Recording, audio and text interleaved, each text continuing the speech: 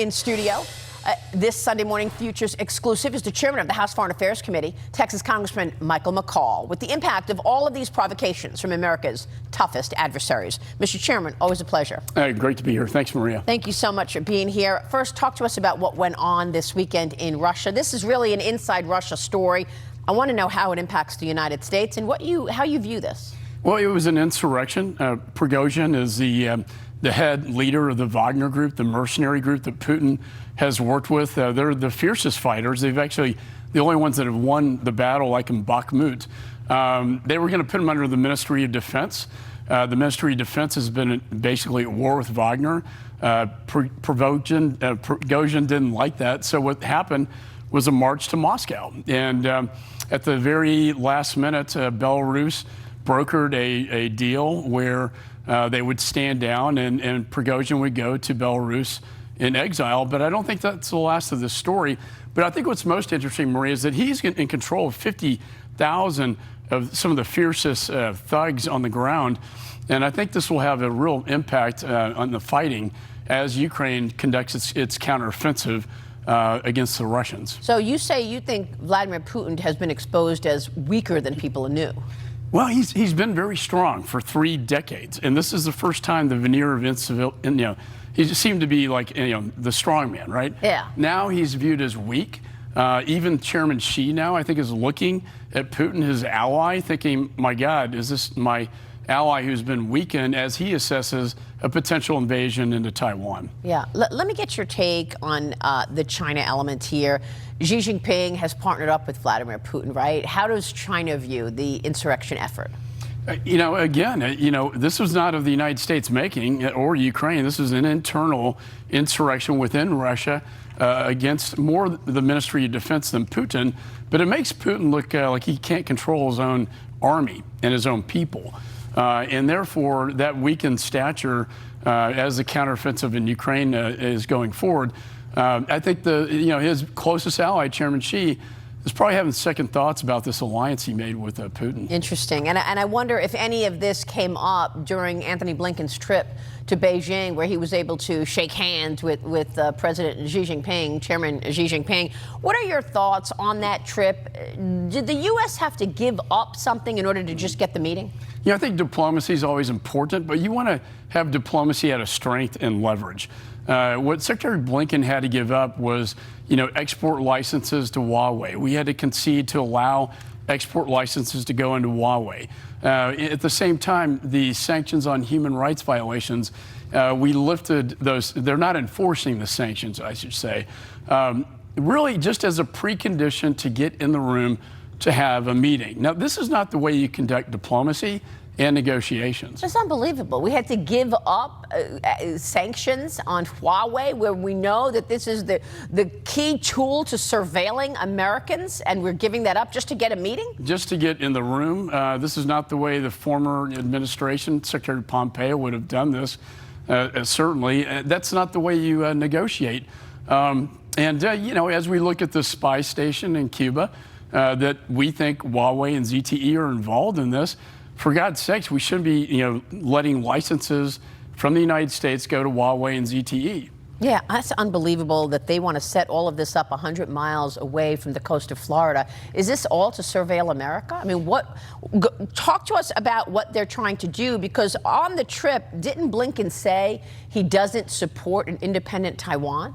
I mean, you went all the way to Taiwan. You brought a whole delegation with you to Taiwan. You get to the island, and you've got an armada of ships around you, Chinese ships, in trying to intimidate you. And then Blinken basically blows up all of it and says we don't support an independent Taiwan? That's correct. I mean, I went there in support of the people of Taiwan.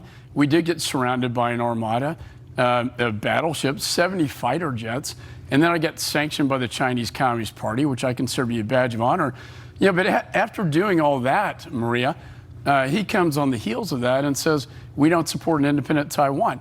That's not consistent with the Taiwan Relations Act. He didn't have to say that. And I can't tell you what a blow that is to the people of Taiwan for Secretary of State to say, we don't support your independence? Well, all of this, it feels like the U.S. is constantly on our heels.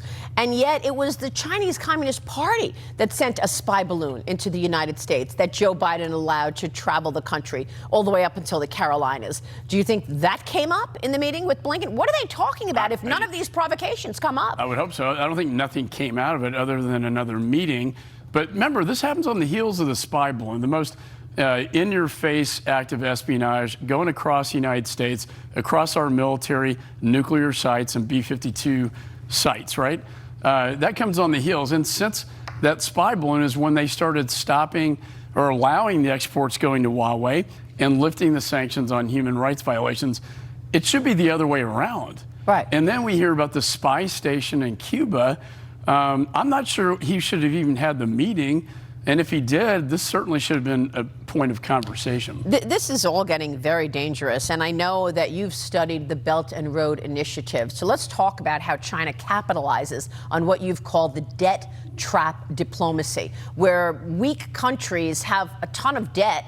They add on the debt just to have the relations with China, right? That's right. And, you know, so China declares itself a developing nation. So they can do it on their own, right? The UN Charter says that China is a developing nation. What does that mean?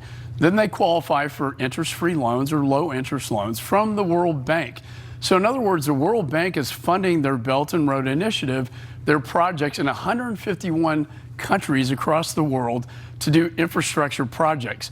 When they get them in the debt trap, what they do is they take the money, charge usurious interest rates to the developing nation, and then get them in a debt trap, bring their own workers in, rape their rare earth minerals from the country. And by the way, China controls 85% now of the rare earth minerals globally. And then once they go into default, guess who bails them out? The IMF. Unbelievable. So they know how to manipulate global institutions that the American taxpayer is funding. Yeah. And that's what's most offensive to me. And you said that the Belt and Road Initiative is now in 151 countries. I know that they try to acquire land, but also ports. Tell me about that. Well, Sri Lanka, they do this all over the place. What they do is they go in, they extract the rare earth minerals, and they'll take a port or a military base. They're in Afghanistan right now. And imagine that outcome in Afghanistan. They get $1 trillion of lithium and then access to Bagram Air Base. That would be the end of the Afghan conflict after 20 years by the Biden administration. Right. Shameful. And that's what started the aggression from Putin, as you know, and Chairman Xi in the Pacific with Taiwan. Well, I mean, I don't know why abandon the Bagram Air Force Base. Wasn't that our only opportunity to have ears and eyes on that part of the world? Yeah, and it's called ISR, Intelligence, Surveillance, Reconnaissance. We lost all of that. We have none. We can't see Russia, China, and Iran anymore from that part of the world. And for God's sakes, to abandon that, only to see the Chinese come in is the biggest slap in the face to the veterans. I went to a reception at Quantico for the guy at Abbey Gate, the sniper who had the suicide bomber in his sights and was not given permission to engage. I went to his retirement ceremony. 13 seats were left empty for the 13 servicemen and women who were killed. God bless their families. God bless their souls. Real quick, the CCP is also exploiting our wide-open southern border. We have the latest numbers of 125 people apprehended on the terrorist watch list, but the number of Chinese nationals coming through that opening in the United States up 1,300% over the last year. Yeah. What is the CCP doing? What's going on here? Are they fleeing oppressive China, or are they agents of a foreign power trying to get in? The problem is when you have a wide open border with no accountability, you don't know who's coming in. You don't know who they are. And, you know, I'm very concerned about this. When I chaired Homeland, I always want to know about the special interest aliens coming in like these Chinese foreign nationals, a foreign nation adversary. With all these Chinese coming into the United States, what are they doing coming into this country? Yeah. And, you know, lastly, again, the spy station in Cuba, it's important to note that you got U.S. Southern Command, you have U.S. Central Command, CENTCOM, and you got JIATF, which is the Intelligence Task Force, and all in Florida. That's Miami, Tampa, and Key West. And guess what's 90 miles off the coast of Florida? The spy station in Cuba. Wow, this is just extraordinary. Mr. Chairman, thank you for your work on Homeland Security as well as on foreign affairs. We appreciate your time. Thanks, Maria. Thanks so much. Chairman Michael McCaul.